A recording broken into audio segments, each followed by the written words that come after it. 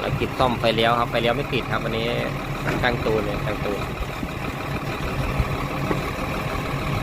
นทีมงานเฮฮากันช่างครับรถยนต์ทหารนะเหมือนเดิมครับไฟเลี้ยวไม่ติดเดี๋ยวช่างตูนหาสาเหตุครับว่าเป็นที่อะไรครับ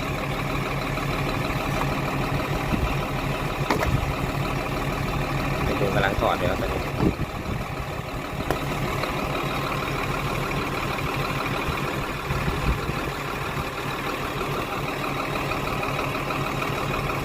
เดี๋ยวช่างตูนถอดออกมาก่อนครับหาสาเหตุก่อนไฟเลี้ยวไม่ติดเห็นยังช่างตูน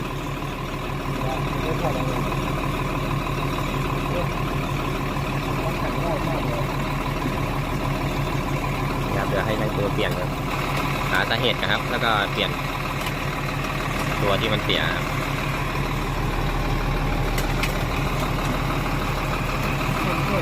เดี๋ยวเราชมตอนต่อไปครับ